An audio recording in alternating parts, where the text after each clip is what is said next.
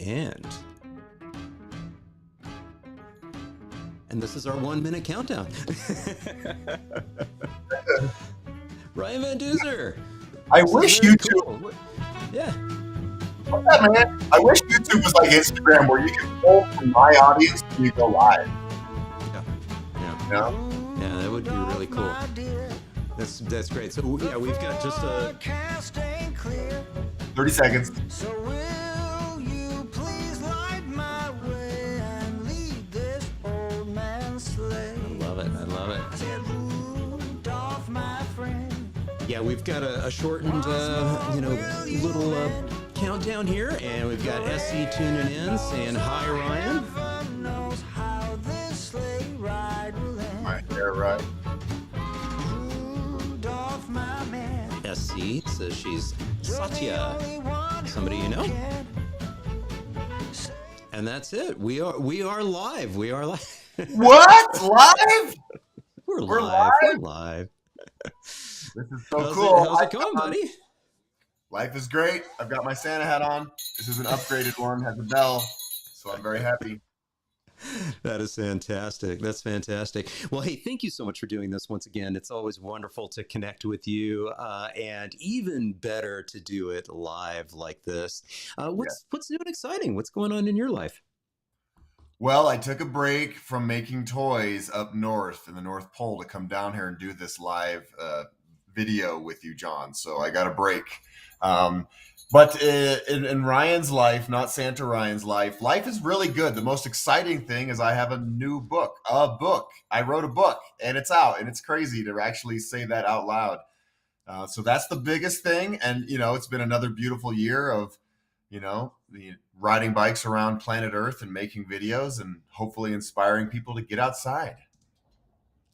That's fantastic. Yeah, we're going to talk a little bit about the book and really dive into the classic story behind it, because it's an adventure story. It really kind of changed your whole life. Yeah. So we'll dig into that a little bit, and we're going to have some fun with some various Christmas and holiday related themes, all that good stuff. And we've got a bunch of folks that are tuning in from all over the globe. Thank you so much. Satya said that she met you at your New York City book event. And how did that book event go? It was great. Hi, Satya, by the way. It was great. It was a wonderful event. New York is one of my favorite cities in the world. I was at the Priority Bicycles headquarters, my very, very good friends. And we served up a lot of bean burritos for everybody. Of course, you have to have bean burritos when you come to a Duzer event.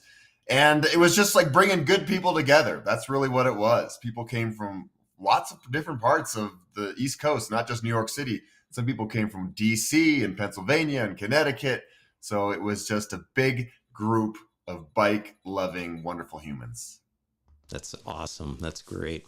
So yeah, so we've mentioned the book, and I think we should pull up a visual here of the book. So this is it. This is kind of you've got that, and this is out on the Priority Bicycles website. If you go to prioritybicycles.com and just go to the book there, Ryan's book, or you can just Google Ryan Van Duzer book. If you go to duzerbook.com, we made it easy. duzerbook.com. See right there, duzerbook.com. And this is the beautiful graphic, the beautiful cover story on here. And why don't you give a setup to what this is really all about? So this book is about my very first bicycle adventure. I was a Peace Corps volunteer in Honduras for 2 years. I worked in youth development with a whole village of awesome young people. When it became time to leave Honduras and go home after my 2 years of service, most volunteers get on an airplane and fly home. I decided to cash in my airplane ticket, use that money to buy a bike, and ride my bicycle home. Why did I want to do this? I wanted to go on an adventure, and I really wanted time to think about what I had accomplished in Honduras, but more importantly, time to think about the future and dream toward the future. I was 25 years old. I didn't have a next step. I didn't have a job lined up, and I didn't know what to do with my life. And what better way to figure out life than by sitting on a bicycle all day, every day for 3 months? And there I am with my That's kids. Those are my there wonderful you kids. are with your kids. Yeah. So part of the Peace Corps volunteer, you were down there for 2 years. You did it. You ended up doing well. I don't know. Were you actually working with children, or was that sort of tangential to it? Yeah, so I worked with kids. I worked in different schools, anything from coaching boys and girls soccer teams to starting a youth TV show. We got a bunch of cameras donated from UNICEF, and we started a little public access TV show, and it gave the kids in this community a voice, and they got to run around with these little cameras and film whatever stories they thought were important and valuable. And a lot of times they talk about the environment or sports or love, and more than anything, I was just like a big brother mentor type figure to a whole, village of little niños. And they all still have a big piece of my heart. I hung out with them every single day. And those kids in that picture right now are actually all now young adults, and they're doing great. That's right. Yeah, because this was quite a few years ago. Yep. So I finished my service in 2005. So I was there from Okay. 2003 to 2005. And the day that I left was both heartbreaking and exciting because I was leaving this village. I had become a member of this community, a brother, an uncle, and I was leaving them. And it was very sad. And they were sad. There were tears streaming down everybody's faces. But at the same time, I was also about to set off on the biggest adventure of my life. Yeah, you sure were. And so, again, some more images from, that. And I'm in the book, by the way. I did get a chance, everybody, to read the book in advance. Ryan was nice enough to send me the sort of the PDF version of it. I guess it was like the proof version. Yep. And I was able to read that, on my little iPad over a month or so, or whatever it was. It's a quick read and it's a fun read. So, talk a little bit about how you captured that information. Was this like from diaries, or what was it? Yeah. So before I set out on this adventure, I had already gotten a degree in broadcast journalism, and I liked telling stories. And I thought, wow, this is going to be an amazing story to tell. So I went into this adventure knowing that I would hopefully someday write a book. And so I took very detailed notes and journaled every single night in my tent, no matter where I was, no matter how tired I was. I took very detailed notes. And when I got home from the journey, which took 3 months, I bought a computer and started writing the book. And I got about 100 pages in, and it was overwhelming because writing is very hard. And that's when I got interested in video, and I just never went back to it. And, it took 17 years to finally get this book out. And what inspired this? I'm sure a lot of people were inspired during this time of life when we had nothing to do, the pandemic. So during the pandemic, I was actually looking for new content for my YouTube channel. And I was like, you know what? I have all these tapes, not digital tapes, from the bike ride that I filmed with my little Sony Handycam. I'm going to go through those tapes and finally make a documentary. So I went and did that and made like an hour and a half long documentary about the ride. And that really got me thinking about it again. And I was like, okay, now I have these journals and I should finally write this book. And so it was about a year and a half ago the project started. But I always tell people the book was essentially written 17 years ago.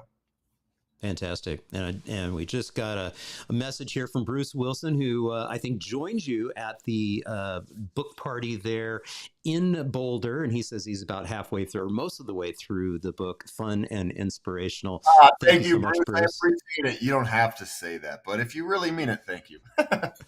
It is fun and it is inspirational. And I have to tell you, because I've known you for many, many years now, and I felt like I was hearing your voice in my head as I'm reading it. It was Yeah, weird. yeah, and that's really the goal. I wanted this book to be essentially like what my YouTube channel is. I want you to watch my videos on my YouTube channel and be inspired to go out and challenge yourself in some way, shape, or form. And I wanted the book to be the same, where you read it and you really feel everything. You feel my emotions, my ups and my downs, and the landscapes and the hard parts and the parasites. Parasites. It's an exciting part of the We'll book. see that later. Yeah. And I wanted people to read this book and be like, wow, okay, cool. Like this guy just went out and did something huge. He'd never done it before. Maybe I can go do something huge that I've never done before. Yeah, yeah, it's fantastic, and just a few more pictures of your life there in Honduras now, and you've had the opportunity to go back a couple of times, correct? Absolutely. I mean, these people mean the world to me. I didn't want to just leave and never go back. So I've been back 4 times since I finished my service, and I'm due for another trip home. Some of these kids have gotten married recently, and I owe them wedding gifts. That's fantastic. That's great. And a theme to the book too was these Live Strong bracelets. Talk a little bit about the significance of the little yellow bracelets. This is funny. This is, a time capsule. This was definitely 17 years ago when Lance Armstrong was a big deal. My mom had sent me a bunch of these Live Strong bracelets. And so when I set off for my little village, I said to myself, I'm going to give these away to all the wonderful people that I connect with. And I did all the way home. You can see the bracelets on my wrist in that photo. And it was just a fun gift to give to people in the moment that connected us for a brief time. And who knows how long they wore it? Doesn't really matter. Maybe some of them are still wearing those little yellow bracelets, but it was a fun way to create a thread, of all the places that I visited from Honduras to Boulder. Yeah, amazing. So here you are. This is your rig. That's one of my favorite photos. I love it. And walk us through the significance of this. Tell us the story, a little bit of the story of the bike itself, and also the trailer and the flag. Yes. So you can't really buy expensive bikes like this in Honduras. You can, but they're taxed heavily and they only sell them in big cities. I lived in a small village where they sell essentially just really low quality bicycles, like kind of like what you'd buy here at Walmart. And I knew that I needed like a quality bike to do this trip. And I was at a bar one day and I met an American aid worker and I was just chatting with him about his experience. And I was just about to become, a volunteer in the Peace Corps. This is back in training. And I asked him, hey man, where can I buy a good bike? And he's like, you can't really, but I actually have one and I'll sell it to you because I'm leaving soon. And he had a Trek 8000, which is a solid bike. It's actually the first bike I ever bought with my lawn mowing money here in Boulder, Colorado when I was in the 10th grade. So there was some sentimental value to the model Trek 8000. So he sold me that bike for $500, which was a great deal. And then I had one of my friends, when he came down and visited me, brought down this Bob trailer to carry all of my gear. And again, I had never gone bike touring before. I didn't know much about it. And this is at the very beginning of the internet. I definitely did not have internet in my house. To look up anything, I'd have to go to an internet cafe, and those were spotty at the time in 2005. So I tried to do some research of what might work, and I found the Bob trailer online, and that's kind of how it all happened. Yeah, fantastic. Yep. And the journey that you had, it was really kind of broken up into two segments of the solo section, and then you had a compadre. Talk a little bit about that. So the first 1,500 miles, I was alone. And I knew that I was going to be alone, but I also knew that my buddy Jeff, one of my childhood best adventure buddies, was going to come down and meet me at some point. I didn't know exactly when. He had a regular job and he needed to get time off and all that. So he finally bought a ticket and met me in Puerto Escondido, southern Mexico. I met him on a beach, just randomly looking around for him. I did not have a cell phone. This is before all that kind of connectivity, GPS devices, none of that. So it was every now and then I would go to an internet cafe on the side of the road and say, hey, Jeff, when are you coming down? And hopefully I'd have a message waiting for me. And so I met him on a beach in southern Mexico and we rode the rest of the way together. And it was fantastic. He's one of my best friends. He is one of those guys that, always brings out the best in people. He's funny. He's interactive. He's good in social situations. He's good physically. So I knew that he could pull off this tough adventure. And we definitely had the time of our lives. We were like Huck Finn and Tom Sawyer. That's great. And just got a comment here from JC saying the first 1,500 miles and a shocking face. Quite the journey. Yes. Thank you for sharing. So it's you meet so many people along the way, and that was a big part of the Mhm. specialness of this journey and the book itself. Talk a little bit about how that, I mean, that really must have been the connection for you, or must have been what made it so special, is just all the people along the way.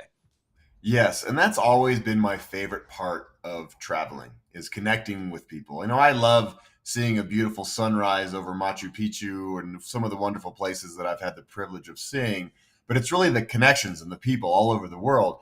And I had just lived in Honduras for 2 years, so my Spanish was pretty good, and I love just, showing up at some little tienda or comedor on the side of the road and chatting with people. And of course, I am the odd man out in most situations when I'm down in Honduras. I'm the white dude on a bike carrying a trailer. So everybody, of course, has some questions for me. So it was easy to strike up conversations everywhere we went, all through Central America and Mexico. Everybody was kind and generous. A lot of people invited us into their homes and fed us meals. In some of these tiny villages down in southern Mexico, they had never seen a white person in real life, only in movies. And for a lot of the kids, that was wild for them.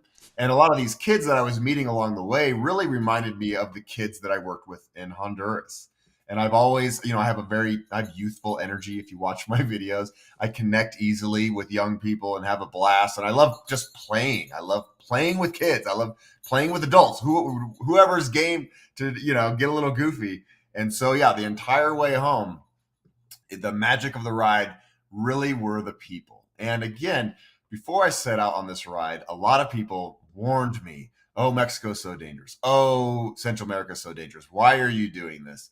You're going to get killed or whatever, and our news cycle, the media, does no favors to the Latin American world in terms of good press. And I had a wonderful time the whole way home. I never felt in danger. I felt loved way more than I ever felt in danger. Yeah. And you mentioned it earlier. You do have probably this is the more dangerous situation that you end up having is the beasts that attack you. I mean, it was Yeah. hilarious you talking about how the mosquitoes loved you and everything. And you mentioned parasites, so you better give the gross story to what this is, and then Okay. we'll move on. Yeah, those are mosquito bites that have bot flies living inside of them. Wait, Long wait, story wait, wait, short, wait, wait. What, a what? bodfly? A bot fly, BOT. Look it up on YouTube if you want to be thoroughly disgusted. It's a real thing. When I was in the jungles of Belize, I was out camping, you know, getting tons of mosquito bites, which is normal. And I woke up the next day and my body was just covered in mosquito bites. And it was like that for many, many more days through the jungles of Belize. Finally, when I get a few weeks on and I'm in southern Mexico, I noticed that most of the mosquito bites have gone away except for these two mosquito bites on my right bicep. And I'm like, what's going on? These are a little infected. But I didn't think much of it because I was busy. I was on a mission. I was riding my bike home, didn't have time to worry about this stuff. And then another couple weeks went by, and I was sitting on a dock in Zihuatanejo, Mexico. And I looked down at my arm, and I was always just messing with them. You know, when you have a little wound or a zit or something, you're always playing with it. Well, that's the same with these things. And they kept on getting bigger.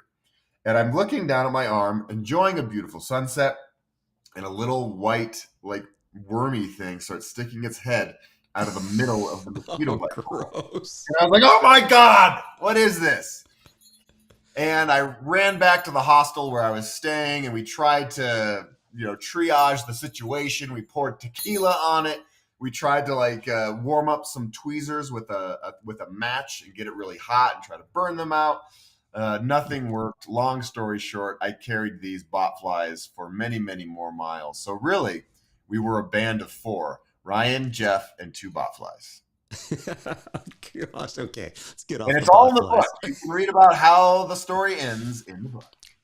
Yeah, no, we won't give that away. It's a suspenseful thing. The botflies decided to divide and conquer, and we won't give it away as to what ended up happening. Here's another great photo of Jeff out on the road, Yeah. and it's so what's really interesting for those who are tuning in right now and are fans of Duzer TV and follow your work, they know that you're known for this. But when you did this trip, you didn't. This was new for you, completely Yeah. new. 100% new.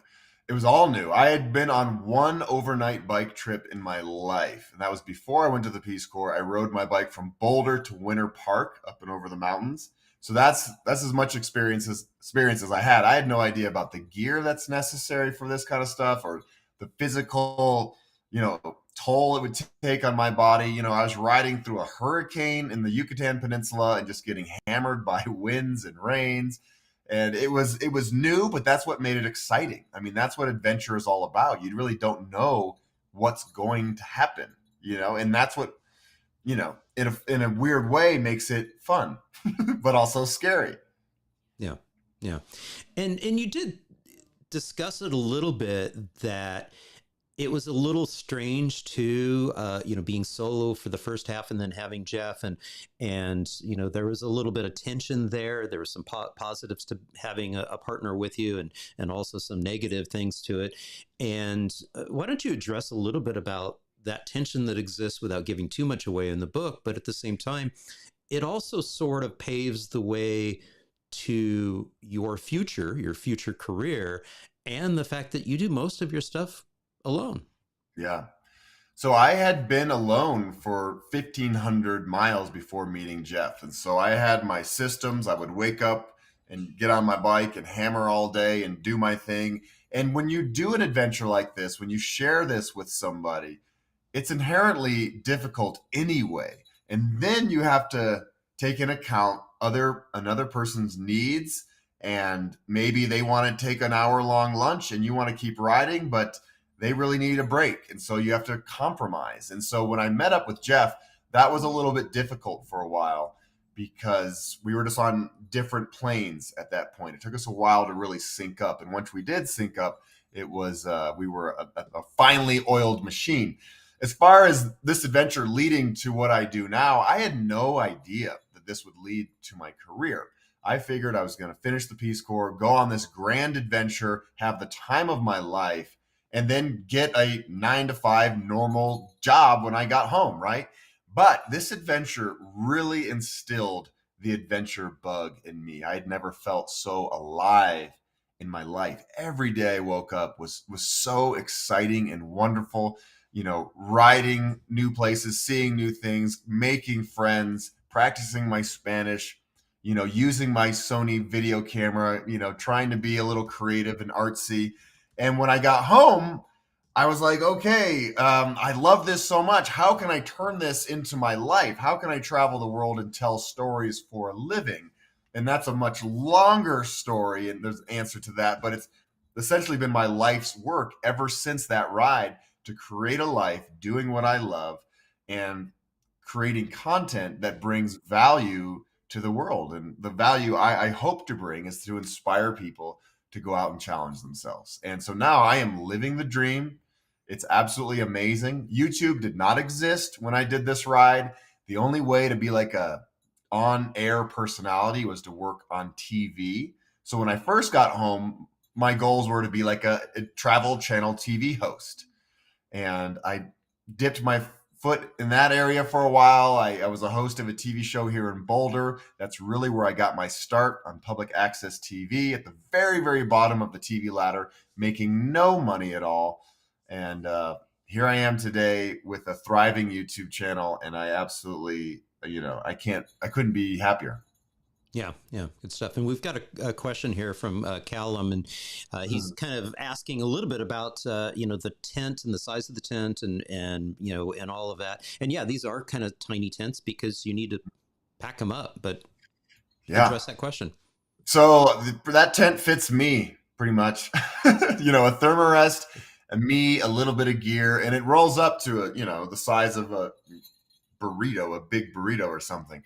And I learned very quickly bike touring on this trip, the more stuff you have, the more it weighs, the more difficult it is to pedal. So since that ride, I've really pared down my gear list to very, very small, lightweight equipment. I bring like 2 shirts, 2 pairs of shorts on every ride, 1 pair of socks, like not much at all. And it doesn't matter if I'm going out for 1 week or 3 months, the packing list is the same. Yeah, yeah. And here's you guys. Looks like getting some repairs in, and I'll queue up another question here from SC. I think this is Satya again. Since we're on active towns, where was your worst experience in traffic or with traffic in your trip? You know, it actually has to do with this photo right here. Perfect timing. Thank you, Satya. This was the town of Aguascalientes, Mexico, in northern Mexico. And it's a pretty big industrial city. And I remember most of the time we're in the middle of nowhere and there's not much traffic to deal with ever. Jeff and I can ride side by side and talk, and it's peaceful and nice.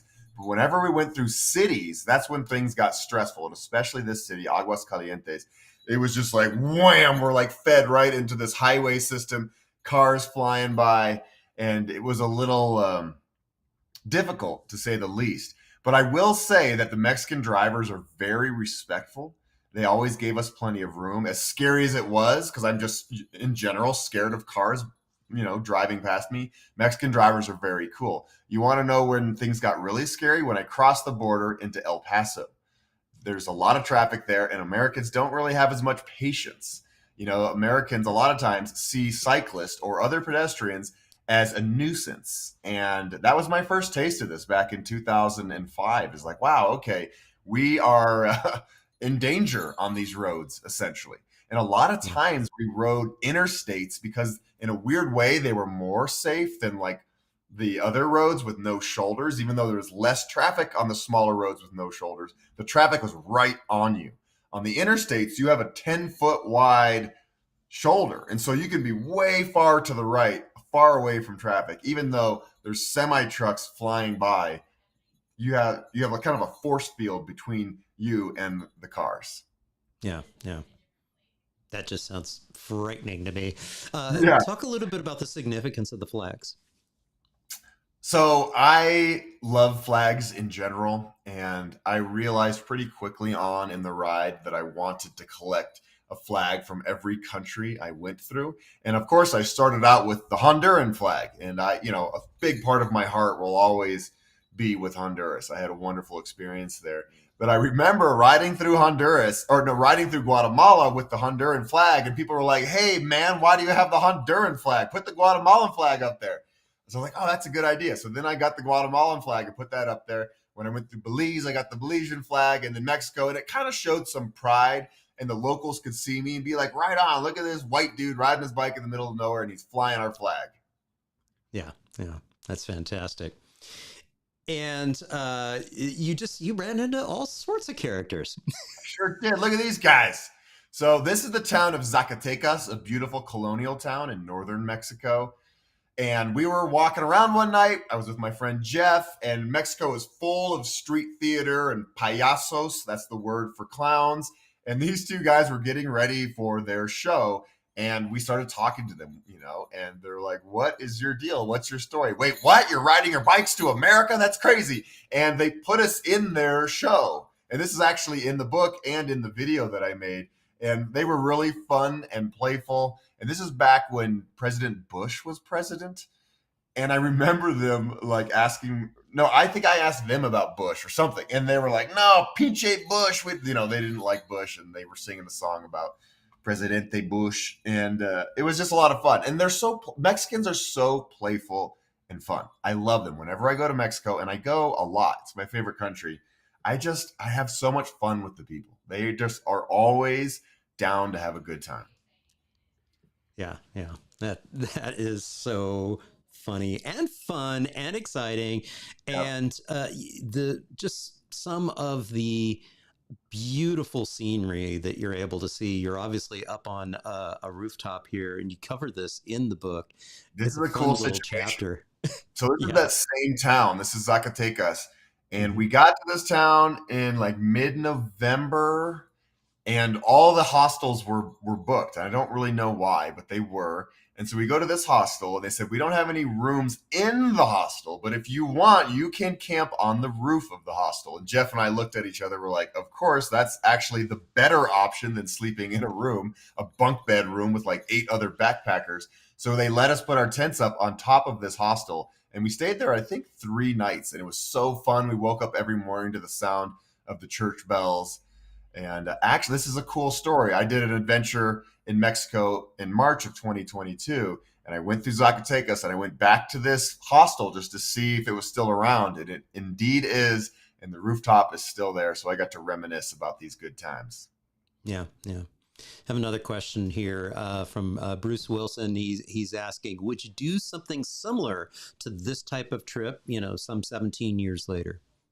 I would. And I guess I kind of have in a lot of ways. I've ridden across the United States, and I've ridden the Great Divide and some other long distance routes.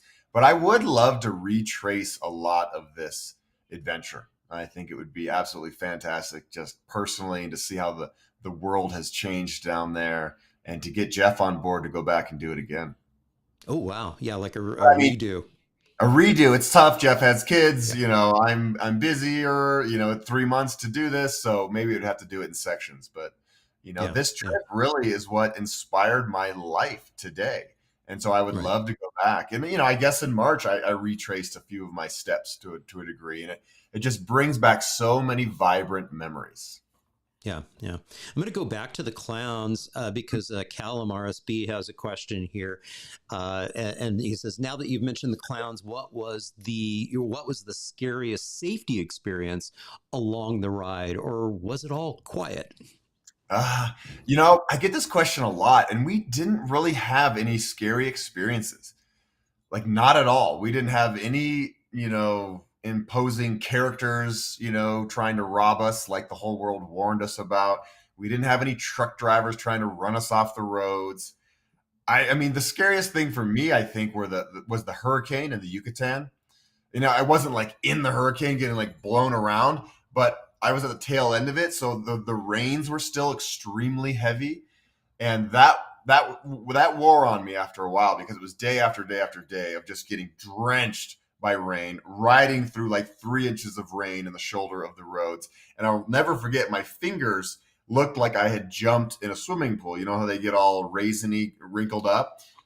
That was just how they were, just riding my bike. My hands were just constantly soaked. My whole body was. So that was not comfortable. But as far Right. as like danger, luckily none. Yeah. And JC asks, is there a safe streets or cycling infrastructure movement in Mexico now? It's been years since she had been there. And I'll just jump in and say that I do know that in Mexico City, they're starting to build out cycle networks and protected bikeways, but I'm unfamiliar with what's going on in the rest of Mexico. I know you keep going back down there. Are you starting to see bike lanes and safer streets coming in? Yeah, absolutely. And it's great to see it. I was riding into, what was the name of this town? It was on my ride recently in March. Fresnillo, which is in the state of Zacatecas. And everybody had warned us that this is like the epicenter of narco violence. And, we took it with a grain of salt, but we went to this town anyway. And on the outskirts of town, there were like green bike lanes that you would see in a lot of the cities around the world, and protected bike lanes. And I was like, no way, this is really happening, even in some of these towns in Mexico. And to talk about Mexico City, they have an amazing like green streets movement, the same as like a lot of other cities around the world, where they shut down all the streets and it's just pedestrians to ride their bikes and scooters and whatever else. So I think finally, worldwide, we're understanding the importance of letting pedestrians use the streets instead of it only being for vehicles. Yeah, yeah. So I see that Jeff is following the rules here. Yes. Yeah. Zona del Silencio. This is the silent zone. I don't quite know what that sign means, if it's like a nature reserve or something. But yes, that was way up north, on our way to Chihuahua, which is one of the most northern cities in Mexico. And like you can see, he's in the road. And I'm Yeah. taking a photo of him. That's how much traffic is there right now. So Yeah, not much. not That's great. And it looks like we scored a pizza Yes. or So this two. was Thanksgiving. This is when we got to Chihuahua. I had always wanted to have pizza for Thanksgiving, because I've just never been into like the traditional Thanksgiving food. But, you grow up and your mom wants Thanksgiving food, you have what mom's going to have. But in Chihuahua, I was like, Jeff, we're going to get pizza. So we got 2 large pizzas each. When you do a bike tour, you burn tons and tons of calories a day. So you get very hungry. And we're like, okay, we're getting large pizzas and we're going to get these big Mexican beers called caguamas. You can see how big that one is. It's kind of like the size of like a 40 ounce. And we had ourselves a wonderful Thanksgiving in a very cheap hotel in Chihuahua. That's great. That's great. And folks, thank you so much for all your questions. Keep them coming. Yeah. And if you're enjoying this, please don't forget give this video a thumbs up. It really helps in the YouTube algorithms and all that good stuff. This fantastic. Now, so you mentioned a little bit of El Paso, so you had to ride through a little bit of Texas, and then you were through New Mexico, and then boom, you made it to the border of Colorado. Yeah. Talk a little bit about this. I'll never forget this day because when I set out on this adventure, again, I'd never done this before. I knew it was thousands of miles away. So many things could have happened that would have derailed the adventure. In an injury, I could have destroyed the bike, some other catastrophe. So when I finally got to the border of Colorado, I could really just relax and breathe easily and be like, oh my God, like I am so close now. We're actually going to make it. You can see I'm wearing tights and a sweatshirt. It was cold by this point when we left Honduras in September. Honduras is always warm, same with the rest of Central America and a lot of Mexico. It was freezing cold, so we went to a Goodwill and bought a lot of used warm clothing. And I didn't have a ton of money for expensive technical gear. I was coming off being a Peace Corps volunteer where you don't make much money at all. And this is me hanging off the sign, happy as can be. It's probably 20 degrees outside. The final 2 weeks of the ride were freezing cold. But yeah, this was a big moment to finally see my beloved Rocky Mountains. Yeah, yeah. And we do have some questions rolling in. Callum RSB is asking, is this Grand Tour one of was your first, or did you have previous experience? I think you mentioned it briefly earlier. This was literally your first time doing anything like this. It was my very first time riding a loaded bike, camping night after night after night, navigating. Again, no smartphones, no GPS. I'm not following a blue line like I do nowadays, and everything is super easy. A lot of the times I was asking locals, hey, I want to get to this town, what's the best way to get there? Okay, now that I'm in this town, how do I get to the next town? And I had a paper map, just how the explorers of yore used to do things. And it forced me to talk to locals because I had to figure things out every single day. And, sometimes you start up a conversation with somebody, they ask you about the trip. They're like, oh my God, that sounds so cool. Would you like to come over for dinner? And that's how I made a lot of these connections. So first adventure of this sort, and it led to many more. Many more. And Mark Kramer out of the Paris area, Paris, France, is asking about Mexican frijoles. Was that an influence in you becoming a vegetarian? That's a good question. I was actually already a vegetarian. I became a vegetarian right before I left for the Peace Corps, actually. And Honduras has amazing beans. They have a food down there called a baleada, which is really good. It's essentially like a bean burrito, but with homemade flour tortillas. And the Mexican beans, of course, are amazing. That's another thing. The food in Mexico is top notch. You're riding into any tiny village in the middle of nowhere, and there's going to be somebody cooking up some good food in Central Park, street food. And so I ate a lot of, great enchiladas and elotes, which are like Mexican corn. And, every morning there's some guy out there squeezing juice, fresh squeezed juice, orange juice, all the tropical juices. It was very cheap. And so I ate like a king the whole way. Yeah. And Jacob Bax out of the Netherlands is asking if you've ever made a bike tour outside of the Americas. I think I know this answer. Great question. Not really. I was going to go to Sweden this summer and ride the length of Yeah. Sweden. I was an exchange student in Sweden in 1998, so I love Sweden like I love Honduras. 24 hours before I was supposed to get on the plane this summer, Scandinavian Airlines went on strike, bankrupt, and all their itineraries were canceled. So I didn't get to do Sweden. I have ridden a bike. I lived in Sweden, so I've ridden a bike around Sweden and different parts of Europe and Amsterdam and Denmark, Copenhagen, all these wonderful bike-friendly cities. But I have never gone on tours. I mean, I rode my bike across Cuba. I guess that still counts as the Americas. I have not done any bike tour outside of good question. Yeah, now that I think of it, no. The answer is no. That was a long way to get to know. A long way to get to know. Well, hey, and I have a proposal for you. I had Jill Warren from the ECF, the European Cyclist Federation, on, and we talked a little bit about the Eurovelo routes, Oh the yeah, very long distance routes that those are exist cool. throughout Europe. Maybe that's a Active Towns Duzer joint long bike trip someday. Let's do it. I'm ready. Yeah, I love those routes, and they're all numbered and they're easy to follow. Again in 2020, I was supposed to ride the length of Great Britain and go to Land's Hmm. End, John O'Groats, but boom, the pandemic comes. That trip got canceled. So I haven't been having good luck getting outside of the Americas for a bike trip, but that will Yeah. change. Hopefully this summer, I'm aiming for Sweden again. Fantastic. We're going to get to this next photo. We'll talk a little bit about this next photo in just a moment, but I do want to get to one more question that just popped up here. Andrus77 is asking, when's Ryan going to take a bike packing trip with Amelia? Who's Has that happened yet? Amelia? Uh, Amelia is my wonderful girlfriend, and I don't know. She has one of those very busy corporate jobs.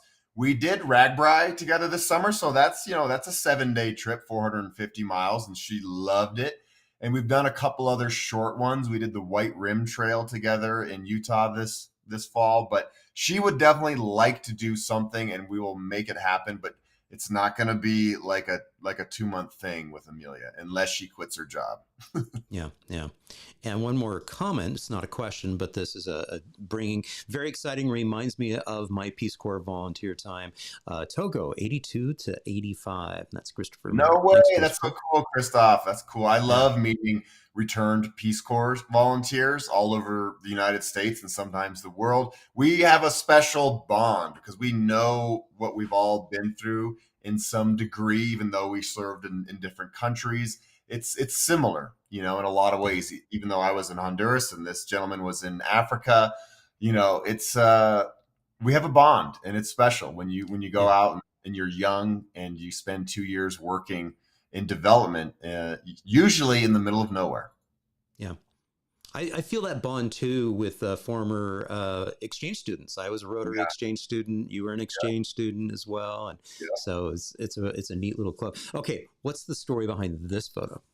Let's see. Oh, this one right here. So that is the guy in the middle is my very favorite high school teacher, Mr. Boyer. That's what I called him when I was a student. He gets annoyed when I call him that now. He's like, call me Ben. And that's Jeff over there, and that's my brother Ethan. So on the very last day that we rode from Honduras all the way to Boulder, we spent the night in Golden, Colorado, which is famous for Coors beer, Yeah. ladies and gentlemen. It's about I 25. thought you were going to say that was where Amelia lived, but Oh, there you that's go. true. Amelia lives in Golden, but it's really more famous for Coors beer. That was the final night before coming home, about 25 miles to Boulder. We were so excited. It was also super cold. It was 9 degrees on this day.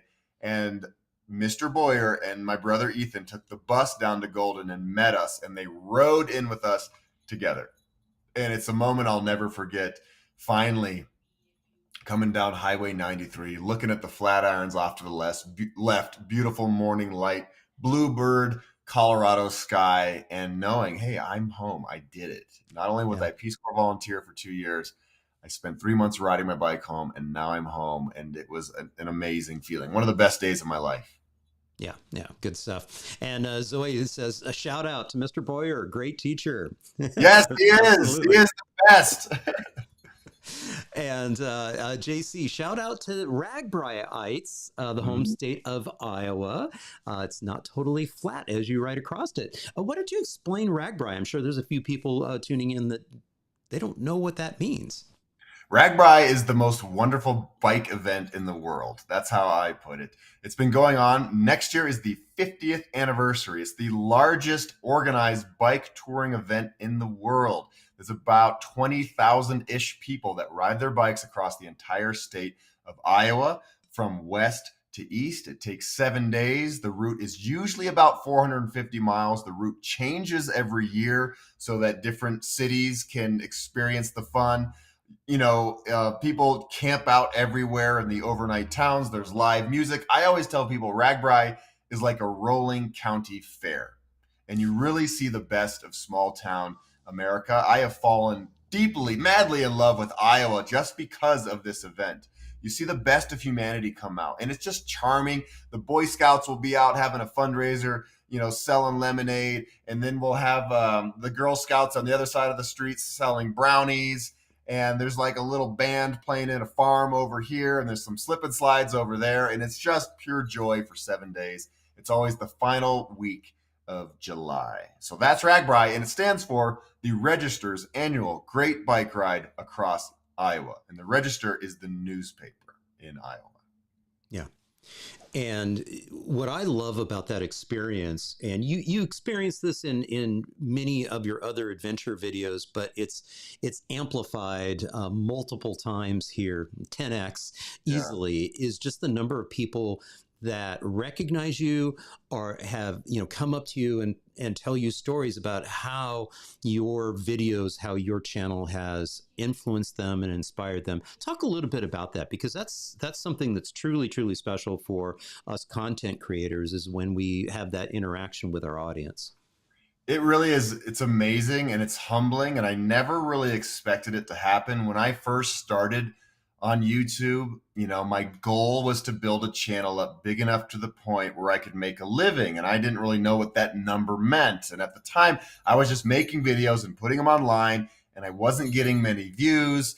And it was frustrating. And I wondered if maybe I should get a real job, a 9-to-5 job like my girlfriend Amelia. But I stuck with it. And over time, now 7 years, my channel has grown to be fairly large for a bike channel, and I'm really proud of it, and I love it. And I really spend a lot of time cultivating relationships with my audience. When people write me comments or questions or emails, I spend time responding to everyone, because the goal of my channel, again, is to inspire people. And if they have a question about gear or something else, I want to take the time and help them so that they can get out and go do what they want to do. And on Ragbri, there's a lot of people out there. They're bike people, so they watch bike content. And I have been absolutely overwhelmed by how many people recognize me out there. I'm not trying to be like arrogant, like, everybody knows me, but it really is crazy. People will come up to me and share their stories, how they found my videos and how they inspired them, or they lost 30 pounds and they're getting outside every day and they've ridden a total of 5,000 miles in 1 year. And it's like, wow. I love hearing these stories from people, and it's really heartwarming, and it motivates me to keep on doing what I'm doing. And I'm sure you feel the same with your channel. Yeah, no, absolutely. And one of the great things too about that experience is I thought at least for Amelia, she probably was like, who am I with? This is like a movie star. The other neat thing that JC just mentioned here is the only multi-day ride where you can gain 10 pounds.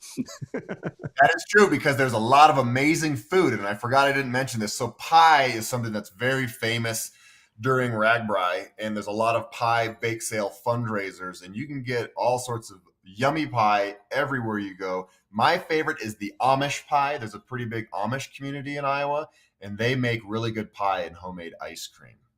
And if you don't like pie, there's tons of other goodies. I mean, there's a lot of food everywhere. So here we go.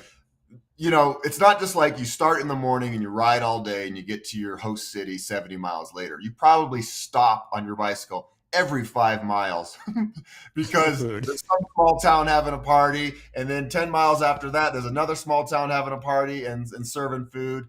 And then there's another one. So you stop constantly throughout the day. And that's really what makes it special and accessible for the average person who gets intimidated by the idea of riding their bikes long distances. Ragbri really paces you so you can go slow. And there's a lot of other people that go your speed and look like you and maybe don't have the best gear, and none of that matters. Everybody's just out there to have fun. Yeah, yeah. And here you go. Here's some inspiration. Satya says, your videos inspired her to, take 2 3-day tours, one in New York and one in Vermont. That's why we do this stuff, is try to inspire active Yeah. living, change, and all that good stuff. Now, so you're getting closer. I know exactly where you are. You're just, 12 miles away Yeah. from the Boulder city limits. And uh-oh, Such good what the heck memories. happened? Photos. So yeah, that was the final day, the moment I got home, which was about 17 years ago to this day. It was December 15th, 2005. And so we're coming over the hill into Boulder. The Flatirons are off to the left. And I have just such a feeling of joy and accomplishment and relief because now I can just chill out for a while. The last 2 weeks of the ride were very difficult because it was super windy and very cold. And at the edge of town in El Dorado Springs, there was a group of people waiting for us. And I didn't know about this. It was a surprise. And as I got closer, these people were waving flags and making noise. And oh my God, it's my mom and my friends and the Thursday night cruisers and people that I had worked with. And it was really, definitely, like I said, one of the best days of my life. Yeah. And Santa was there too. That was great. Santa, look at Santa's right there in the middle. Santa's everywhere. There we And go. there you go. Heading off into Boulder, there's the sign. Yeah. You can see Jeff and I's arms a little bit. We're kind of high-fiving. And that was our Super Bowl moment. Yeah. I can only imagine that winning the Super Bowl or the World Cup is such a feeling of accomplishment. This, has to compare in some way because it was wonderful. Yeah. Yeah. So what's the first thing you did when you got home? You want to know? I did. I had been dreaming of taking a hot bath for a long time. There's no bathtubs in Honduras. I took bucket baths for 2 years. I would just go to my well behind my house, fill up a bucket with cold water, and just kind of duck down and splash myself with water and soap. And so that was the luxurious baths that I had in Honduras. And then on the way home from the ride, it got colder and colder and colder. And so I really wanted to take a warm bath. So I got to my mom's house, turned the bath on right away, and jumped in, and it felt amazing. Fantastic. That is so cool. And hey, thank you so much, Cody. Cody gave a shout out. Says awesome stream. Really, really excited to have you tune in, buddy. And so, wow, this is really what started it all for you. Yes. Yeah. That day, so when I get to the group of people that are waiting for us to surprise us, my mom is there and she's crying. I'm crying. She grabs me and hugs me and she says, "Don't you ever do this again." Because my mom was really worried, right? I was, her boy out in the middle of nowhere in these dangerous countries, and she was worried about me. And so when I got there, she was also relieved. And she said that to me, and I said, "Okay, Mom, I promise I won't." And then at the time, I think I meant it, but boy, I was a liar times 10. All I've done in my life is go on bike adventure after bike adventure, and I somehow, some way, made this my living as a storyteller, a video storyteller, and I'm incredibly grateful for the journey that I've been on. For a long time, I tried to be a TV host, and I did have some success in the TV world. But really, I have found my happy place on my YouTube channel because I feel like I can really create the content that I want to create. And I could share my heart and soul with the world. And there's not 10 editors between me filming an adventure and it going on my YouTube channel. Because on the TV side of things, a lot of times they'd edit out stuff that was too edgy or whatever, and then they put up this boring video. With my channel, I get to do whatever I want, and I love the freedom of that. So YouTube is my absolute dream job. Yeah, and I love that aspect too. And, Callum RSB must have known that we were going to talk about pie. Thank you so much for the super sticker, Callum. I really appreciate it. And it was really cool because British pounds? In pounds. Yeah, he's in the UK. That's way more than $1. Good job. No, that's in the UK. And what was great is on the feed, the chat, you could totally see that it was a slice of pie. So there just said slice of pie. Right. But the graphic was really, really fun. So that was great. And I want to pull up your website here as well, and just let folks know that you can go to Duzer TV. There's some really really wonderful content out there. It's a nice landing place for a lot of different things, and you've got some beautiful streaming videos on here. But there you do other things. You don't just do YouTube, although that's what you're focusing in on now. You get called up to do motivational speaking a lot, especially into schools, if I remember correctly. Yes, and that's actually one of my favorite things to do is to go into schools and talk to young people about my life path and share my story with them. And essentially, it gives them permission to also pursue their own passions. In the United States, at least, we have this blueprint for success.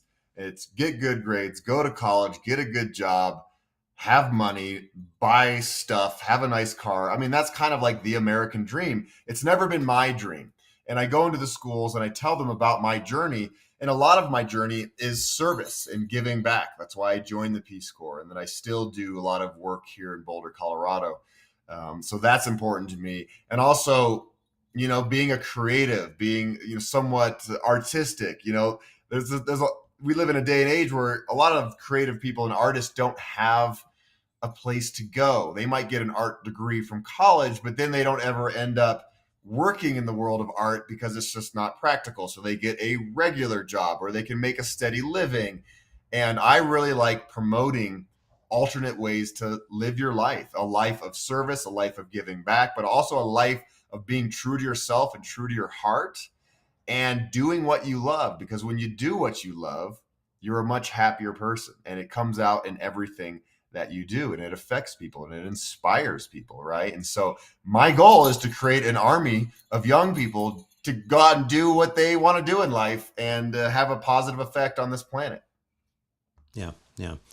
And the question did come up. What's the name of your channel? Oh, So boom! It's Duzer TV. So if you just Google my name, it'll show up on YouTube. But YouTube is really where I put everything. I also have Instagram and all the other social, whatever they call them. But YouTube is it. yeah, yeah, and we're going to pull up your channel, but before we do that, we Callum actually had another comment, and he basically says, if you ever come to England, recommend the Transpine Trail and the National Cycleway. And that sounds like a lot of fun. Yeah, that does Did you sound good. mention that you wanted to do Scotland too? Was that one of the Yeah, ones? I wanted to ride the length of Great Britain, which would take me through Scotland. And there's Okay. like the Highlands 400 bikepacking route. There's some beautiful stuff in England and all of those islands over there. I'd love to ride around to Ireland. So we'll see. Someday it'll happen for sure. Yeah, and again, here's the landing page for your channel, and again, congratulations, you're well over 100,000 subscribers now. I'm trying to remember how many you were up to when we first met. Wasn't that many, because I remember you had told me that you were literally getting like the minimum amount of ad revenue coming in, Yeah. and now you're sitting at 167,000 subscribers. And it's not really about the number, it's the fact that people are watching it and people are inspired by it, and you're having an impact. So again, the channel is just at Duzer. You can find it right there on YouTube. Fantastic. And it is such an inspiration, and it's been how shall I say this? It's been a routine for us here in this household, as we love just kind of watching your content. It's usually Sunday nights. I think I Mhm. told you that once. Yeah. Remember the Wonderful World of Disney, and everyone I was would just watch it going to say that. on Sundays, and it's Doozer TV on Sunday nights. And it means the world to me that you watch your videos, and I get emails from families all the time that say the same thing. We watch your videos with the whole family and it brings us together. And it's touching because when I'm out there filming these videos, I'm out in the middle of nowhere talking to a camera by myself. And it's hard to imagine that at some point this is going to be broadcast to the world and to people's homes. People watch YouTube now like they watch any streaming service on their big TVs. And so it's still humbling and overwhelming. And I love it. And thank you, John, for all your support over the years. And I'm also proud of where you've taken this channel. This is pretty exciting. You know, I want all my friends on YouTube or in the creative world or doing bicycle advocacy to also have lots of success, because my main goal is to get more people on bicycles. I've never had a car in my life. I ride my bicycle everywhere. I want more people to ride their bikes more often, or take public transit or walk or whatever. That's what I'm all about. So the more of us out there sharing the good word about bikes is a good thing. Yeah, fantastic. How are we doing on time? Are you okay for a little bit more? Yeah. I can go for another like 15, 20 minutes. Fantastic, because we didn't do any holiday silliness yet, and we got to do some of that. Gosh. So yeah, what's up with this? Why'd you send this over? I sent you that because it's one of my favorite Christmas movies ever. And I thought, hey, if this is a holiday extravaganza video, we should talk about some of the best Christmas movies. And Ernest is one of my favorites. He's a total goofball dork, kind of like me, I guess. And Ernest Saves Christmas is definitely a good one. If you have Disney Plus, it's on Disney Plus. And this came out when I was. Now, this one is my number one favorite Christmas movie. It's The Muppets Christmas Carol. I actually watched it last night. It's just touching and heartwarming and goofy because it's the Muppets and silly. And I love it. I watch it every single year. I watch a lot of Christmas movies. I really get into the spirit. Kermit is my favorite. And that is little Tiny Tim right there. Yeah. Good stuff. And There's that image right there. This is like one of my favorite Christmas images. That's Kermit on Christmas Eve. And he had just done the Penguins Christmas Eve skating party. So this is also on Disney Plus. I don't work for Disney Plus. I'm not getting money for this. I'm just saying it's on Disney Plus. This is another moment from that. Oh, this is a good one right here. Go to the tongue stuck on the frozen pole. Everybody knows this movie, The Christmas Story. This is the Red Ryder BB gun one. And this is one of my favorite scenes where the kid gets his tongue stuck to a frozen pole. Yeah. Now, why would you like that one? I mean, come on. That just seems weird. Well, I gave you that image because it tees up something silly that I did many years ago, because I wanted to try and see what it's like to stick your tongue to a frozen pole. And let me tell you, it's kind of scary. It's the real deal. Ryan, I dare you to stick your tongue on the pole. You devil dog dare me? I triple dog dare you. Oh.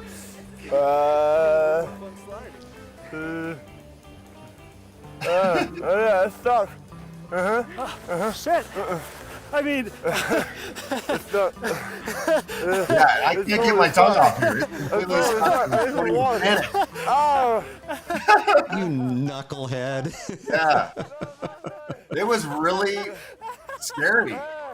I didn't know what I was going to do, but I finally This figured hurts. out. This actually hurts me to watch this.